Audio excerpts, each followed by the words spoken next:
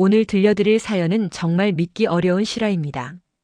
서진그룹 회장인 강은서 교통사고로 하반신이 마비된 그녀에게 남편은 이혼 서류를 던지며 폐기된 물건과는 못 산다고 말했죠. 하지만 남편은 몰랐습니다. 그녀의 발가락이 움직이고 있다는 사실을, 그리고 그녀가 모든 걸 듣고 있다는 사실을 말이에요. 저는 48세 강은서입니다. 서진그룹의 회장이었죠. 아버지가 평생 일궈온 회사를 물려받아 15년간 지켜왔습니다. 직원 3,000명의 생계가 제 어깨 위에 있었어요. 그리고 제 곁에는 남편 하준수가 있었습니다. 아니, 있다고 생각했죠. 그날도 평범한 하루였어요.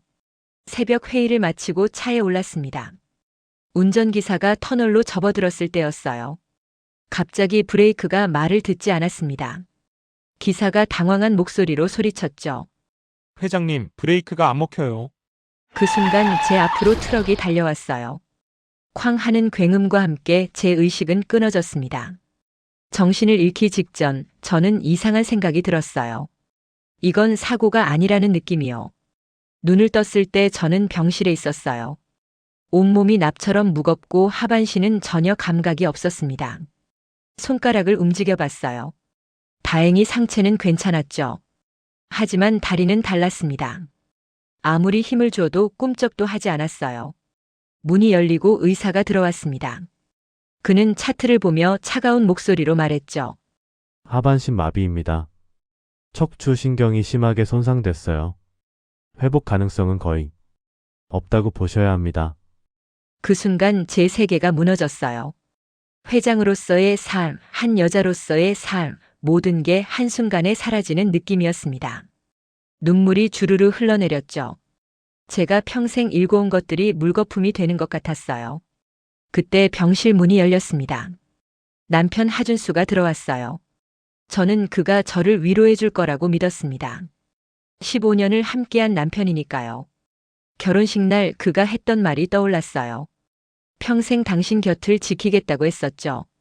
하지만 그의 첫마디는 충격 그 자체였습니다. 이혼하자. 폐기된 물건과는 못 산다. 뭐라고요? 저는 귀를 의심했어요. 남편이 제 앞에 이혼 서류를 던졌습니다. 종이가 하얗게 펼쳐지더니 제 가슴 위로 떨어졌죠. 이혼 동의서라는 글자가 선명하게 보였어요. 당신, 지금 뭐라고 한 거예요? 들은 그대로야. 넌 이제 쓸모가 없어. 회장 자리도 포기해야 할 거고 나는 그런 짐을 지고 살 생각 없어. 15년이면 충분히 해준 거 아니야? 그의 눈빛이 너무나 차갑더군요. 15년간 저와 함께 웃고 울던 그 사람이 맞나 싶었습니다. 아니, 어쩌면 저는 15년 내내 가면을 쓴 남자와 살았던 걸지도 모르죠. 제가 아버지의 회사를 물려받았을 때부터 그는 달라지기 시작했던 것 같아요. 15년이 당신에게는 그 정도였어요? 짐이었다고요? 솔직히 말하면 그래, 회장 남편 노릇하는 게 얼마나 피곤한 줄 알아? 이제 난 자유롭게 살고 싶어. 남편이 돌아서 병실을 나갔어요. 문이 닫히는 소리가 쿵 하고 울렸습니다. 저는 천장만 바라보며 울고 또 울었어요. 눈물이 마를 줄 몰랐죠. 그런데 그때였어요.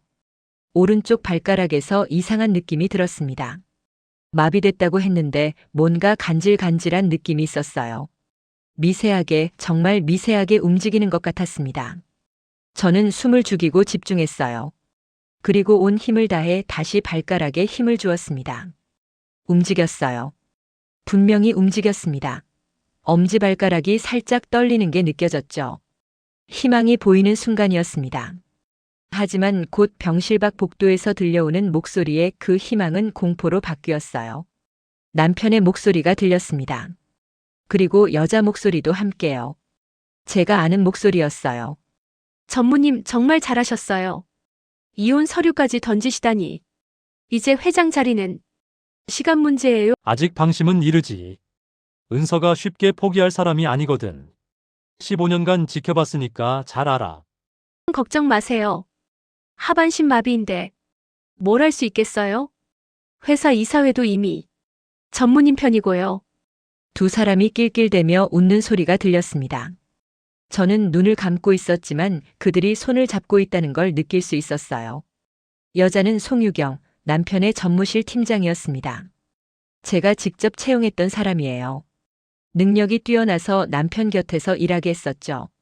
그 순간 깨달았습니다. 이건 단순한 배신이 아니라 철저히 계획된 음모라는 것을요. 제 교통사고도 우연이 아닐지 모른다는 생각이 들었어요. 제 심장이 미친 듯이 뛰기 시작했습니다. 하지만 저는 이를 악물고 침착함을 유지했어요. 복수하겠다고 결심했습니다.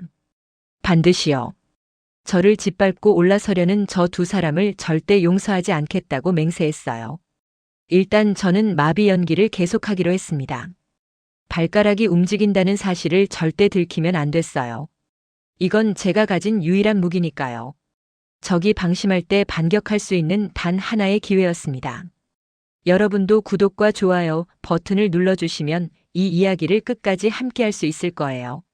지금부터 더 충격적인 진실이 펼쳐질 테니까요. 그날 밤 11시쯤이었습니다. 저는 잠든 척 누워 있었어요. 병실은 조용했고 복도에서는 간호사들의 발걸음 소리만 가끔 들렸죠. 그런데 병실 문이 조용히 열리는 소리가 들렸습니다. 남편과 송유경이었어요. 두 사람은 제가 깊이 잠들었다고 생각하는지 대담하게 이야기를 나누기 시작했습니다. 정말 잠든 거 맞죠? 깰까봐 무서워요. 수면제.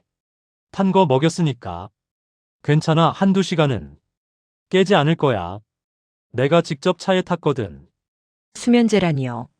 저는 오늘 저녁 남편이 가져온 따뜻한 차를 마셨습니다. 그 안에 수면제가 들어있었던 거예요. 이 사람이 대체 얼마나 치밀한 걸까요? 몇 번이나 이런 짓을 해왔을까요? 계획대로라면 일주일 안에 끝나. 생명 유지 장치에 약물을 조금씩 투여하는 거야. 그러면 심장이 서서히 약해지면서 자연사로 보일 거고. 제 온몸에 소름이 돋았어요. 생명 유지 장치에 약물 투여요? 이건 명백한 살인 계획이었습니다. 제 남편이 저를 죽이려 한다니 도저히 믿을 수가 없었어요. 이 사람이 정말 제가 알던 그 사람일까요? 그럼 서진그룹은요? 이사회 반발은 없을까요? 은서가 죽으면 자동으로 내가 승계하지. 아버지가 남긴 유언장에 그렇게 되어 있어. 은서 다음 순위가 배우자인 나거든. 이사회도 이미 설득했고. 남편이 가방에서 두툼한 서류 뭉치를 꺼냈습니다. 어둠 속에서도 그게 회사 기밀 문서라는 걸 알 수 있었어요. 아버지께서 그렇게 아끼시던 연구 자료들이었습니다. 그리고 이 첨단 바이오 기술 자료를 중국 측에 넘기면 최소 500억은 받을 수 있어. 은서 아버지가 평생 개발한 줄기세포 재생 기술이지. 중국에서는 이것 때문에 난리야. 500억이요? 대단해요, 전무님. 아니, 곧 회장님이시죠. 그럼 우리 둘이서 새 출발할 수 있겠네요. 두 사람이 낄낄대며 웃었습니다. 저는 눈을 꼭 감고 이를 악물었어요. 심장이 터질 것 같았죠. 분노와 공포가 동시에 밀려왔습니다. 심박수 모니터가 빠르게 울리기 시작했어요. 삐삐삐삐. 점점 빨라지는 소리가 병실에 울려 퍼졌습니다. 전무님, 심박수가 갑자기 올라가는데요. 혹시 깬 거 아니에요? 괜찮아, 꿈꾸나 보지. 수면제 먹었는데 깰 리 없어. 저는 온 정신을 집중해서 호흡을 가다듬었어요. 천천히, 아주 천천히요.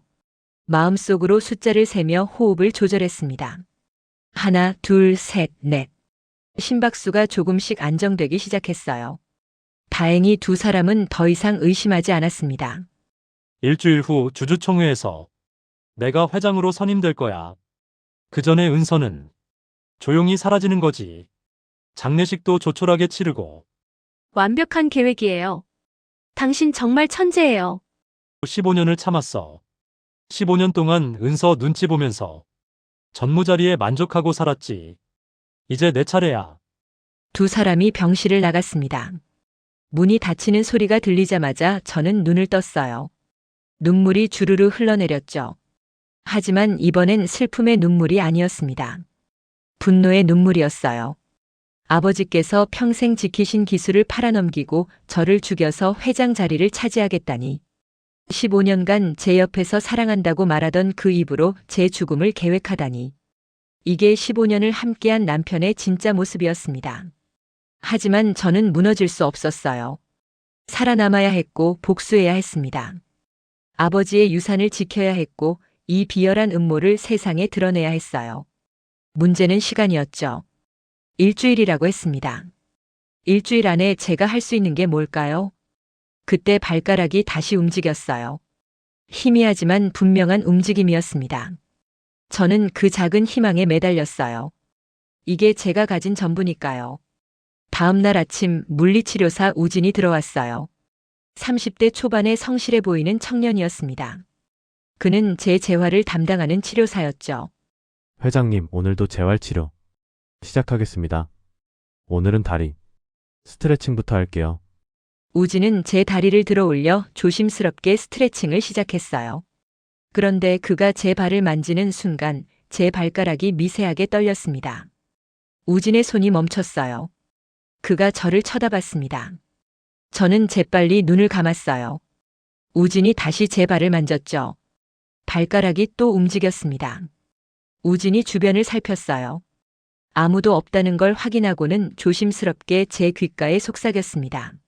진 회장님, 혹시 제 말이 들리신다면 발가락을 한 번만 움직여주세요. 저는 잠시 고민했어요. 이 사람을 믿어도 될까요? 하지만 선택의 여지가 없었습니다. 누군가의 도움이 절실히 필요했거든요. 저는 발가락을 한번 움직였습니다. 우진이 작게 숨을 들이켰어요. 알겠습니다. 제가 도와드리겠습니다. 하지만 절대 들키면 안 돼요. 지금부터 신호, 체계를 만들게요. 발가락을 한번 움직이면, 네, 2번은 아니요, 3번은 위험. 신호입니다. 이해하셨으면 한번 움직여주세요. 저는 발가락을 한번 움직였어요. 우진이 고개를 끄덕였습니다. 좋아요. 이제부터 제가 질문할게요. 천천히 대답해 주세요. 그날부터 우진과 저는 비밀 협력 관계가 됐습니다. 우진은 매일 재활 치료를 하는 척하며 제게 여러 가지 질문을 했어요. 며칠 후 우진이 조심스럽게 물었습니다. 진 회장님, 혹시 위험한 상황에 처해 계신 건가요? 저는 발가락을 3번 움직였어요. 위험 신호요. 우진의 얼굴이 굳었습니다. 그는 주변을 살피더니 작게 속삭였죠. 누가 회장님을 해치려 하나요? 전무님인가요? 발가락 1번.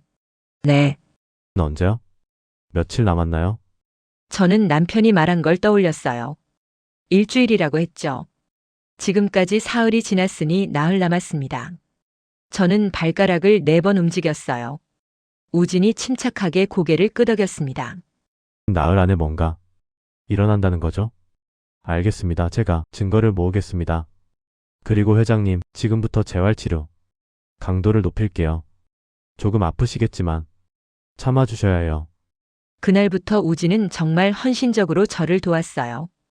밤마다 병실에 남아 초소형 감시 카메라를 설치했습니다. 물론 들키지 않게 에어컨 통풍구나 화분 뒤쪽 같은 곳에 숨겨뒀죠. 그리고 낮에는 제게 고강도 재활 치료를 시켰습니다. 진 회장님, 조금만 더 힘내세요. 다리에 힘을 주세요. 발목을 돌려보세요. 저는 이를 악물고 버텼어요. 통증이 너무 심했습니다.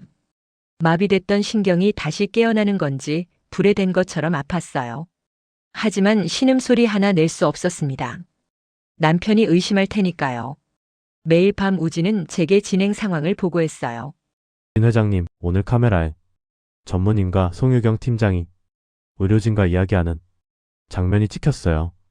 뭔가 주고받는 것 같던데 내일 확인해 볼게요. 저는 발가락으로 고맙다는 신호를 보냈습니다. 우진은 정말 천사 같은 사람이었어요. 사흘째 밤이었습니다. 남편이 갑자기 병실로 들어왔어요.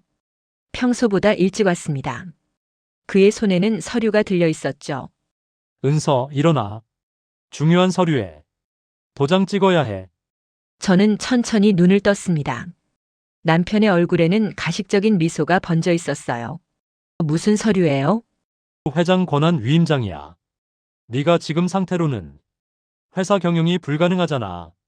임시로 나한테 권한을 넘기는 거야. 회사를 위해서 필요한 조치라고.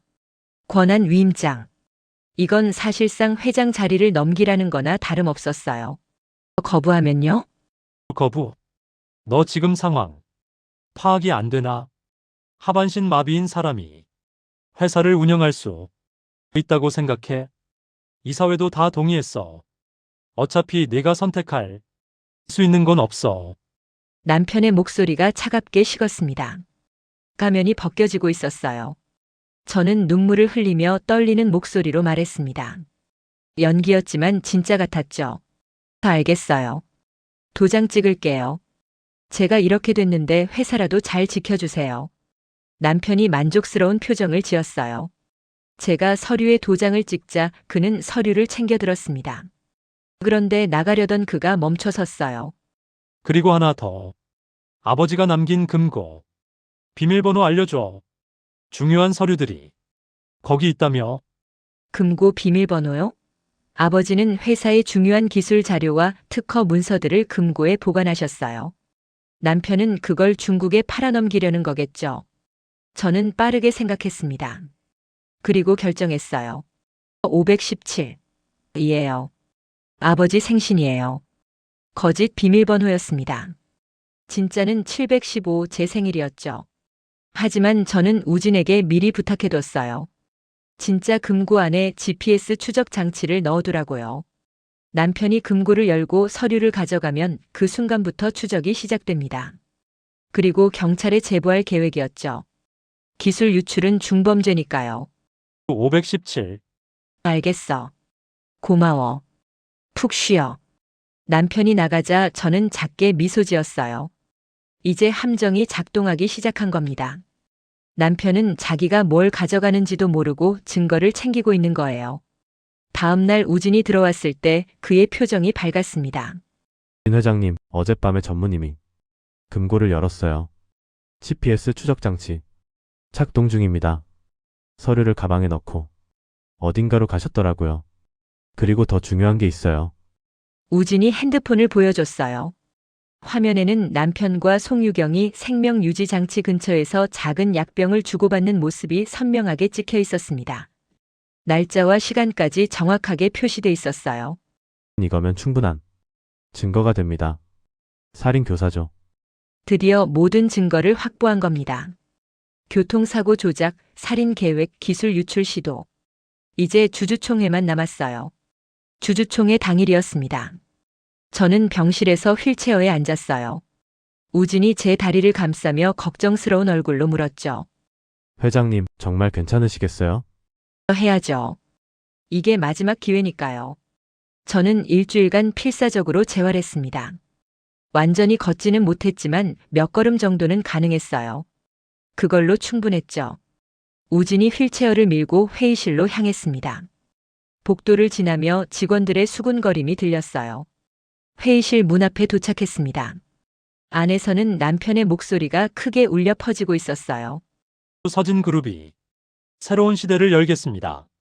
저 하준수가 회장으로서 바로 그때 우진이 문을 활짝 열었습니다. 회의장이 순식간에 조용해졌어요. 200명이 넘는 주주들이 모두 저를 쳐다봤죠. 남편의 얼굴이 새하얗게 질렸습니다. 은서, 너 왜 여기? 저는 휠체어를 직접 굴려 천천히 앞으로 나아갔어요. 주주들이 숨죽이고 저를 지켜봤습니다. 회장석 앞에 도착했을 때 저는 휠체어 팔걸이를 꽉 잡았습니다. 그리고 온 힘을 다해 몸을 일으켰어요. 다리가 후들거렸습니다. 통증이 밀려왔죠. 하지만 저는 포기하지 않았어요. 한 걸음, 오른발을 앞으로 내디뎠습니다. 두 걸음, 왼발을 내밀었어요. 세 걸음, 네 걸음, 다섯 걸음. 마침내 회장석에 도착했습니다. 저는 의자에 앉아 마이크를 켰죠. 주주 여러분, 오랜만입니다. 강은서입니다. 박수 소리가 터져 나왔어요. 우레와 같은 박수였습니다. 저는 남편을 똑바로 바라보며 말했어요. 하준수 전무. 당신을 횡령 및 살인 교사 혐의로 고발합니다. 남편의 얼굴이 일그러졌어요. 뭐라고? 무슨 소리야? 당신이 제 교통사고를 조작했다는 증거가 있습니다. 그리고 생명유지장치에 약물을 투여해 저를 살해하려 했다는 증거도요. 우진이 앞으로 나와 노트북을 열었어요. 대형 스크린에 영상이 나왔습니다. 남편과 송유경이 병실에서 나누는 대화가 선명하게 들렸죠. 생명 유지 장치에 약물을 조금씩 투여하는 거야. 회의장이 충격에 휩싸였어요. 더 있어요. 당신이 아버지의 첨단 바이오 기술을 중국에 불법 매각하려 했다는 증거도 확보했습니다. 어제 금고에서 꺼낸 서류에는 GPS 추적 장치가 부착돼 있었죠. 우진이 서류를 내밀었습니다. 그 안에는 모든 증거가 담겨 있었어요. 바로 그때 회의장 뒤쪽 문이 열렸습니다. 경찰들이 들어왔어요. 하준수 씨, 송유경 씨 긴급 체포합니다. 경찰이 두 사람에게 수갑을 채웠습니다. 송유경이 비명을 질렀죠. 아니에요. 우리는 아무것도 안 했어요. 은서, 이건 오해야. 우리 15년을 함께 살았잖아. 저는 차갑게 대답했어요. 15년간 당신 말만 들었어요. 이제 법정에서 들을게요. 경찰이 두 사람을 끌고 나갔습니다. 회의장이 다시 조용해졌어요. 저는 주주들을 둘러보며 말했습니다. 주주 여러분, 서진그룹은 흔들렸지만 무너지지 않았습니다. 제가 다시 이 자리에서 여러분과 함께 하겠습니다. 박수가 터져 나왔어요. 주주들이 모두 일어나 환호했습니다. 그날 이후 많은 게 바뀌었어요. 남편 하준수와 송유경은 재판에서 실형을 선고받았습니다. 살인, 교사, 횡령, 기술 유출 시도 모든 혐의가 인정됐죠. 저는 다시 회장석에 앉았습니다. 다리는 아직 완전히 회복되지 않았지만 매일 재활 치료를 받으며 조금씩 나아지고 있어요. 이제는 지팡이만 있으면 혼자서도 걸을 수 있습니다. 우진은 저희 회사 의료진으로 합류했어요. 그는 제 생명의 은인이니까요. 무엇보다 제가 배운 건 절대 포기하지 말아야 한다는 거예요. 가장 어두운 순간에도 희망은 있습니다. 제 경우엔 그게 발가락의 미세한 떨림이었죠. 그 작은 움직임이 제 인생을 바꿨어요. 그리고 세상에는 여전히 선한 사람들이 있다는 것도 배웠습니다. 우진 같은 사람들이 있기에 우리는 계속 싸울 수 있는 거예요. 회사는 지금 그 어느 때보다 잘 돌아가고 있어요. 아버지의 기술은 임상시험에서 놀라운 결과를 보이고 있습니다. 제 다리를 치료하는데도 이 기술이 사용되고 있고요. 지금 이 이야기를 듣고 계신 여러분께도 말씀드리고 싶어요. 인생에서 넘어질 때가 있습니다. 사랑하는 사람에게 배신당할 때도 있고 모든 걸 잃었다고 느낄 때도 있죠. 하지만 중요한 건 다시 일어서는 거예요. 저처럼 한 걸음씩 천천히라도 앞으로 나아가는 겁니다. 완벽하게 걸을 필요는 없어요. 휘청거려도 괜찮습니다. 중요한 건 포기하지 않는 거예요. 제국은 흔들렸지만 저는 더 강해졌어요. 그리고 이제 진짜 제 제국을 만들어갈 겁니다. 여러분은 이 이야기를 어떻게 생각하시나요? 만약 여러분이 저와 같은 상황이었다면 어떻게 하셨을까요? 배신당한 순간에도 침착함을 유지할 수 있었을까요? 댓글로 여러분의 생각을 나눠주세요. 여러분이라면 어떤 선택을 하셨을지, 이 이야기에서 가장 인상 깊었던 부분은 무엇인지 들려주세요. 그리고 이런 실화 이야기가 더 궁금하시다면 구독과 좋아요도 부탁드려요. 여러분의 응원이 큰 힘이 됩니다. 오늘 이야기는 여기까지입니다. 긴 시간 동안 들어주셔서 정말 감사합니다. 여러분 모두 어떤 어려움이 와도 포기하지 마시고 끝까지 싸우시길 바랍니다. 감사합니다.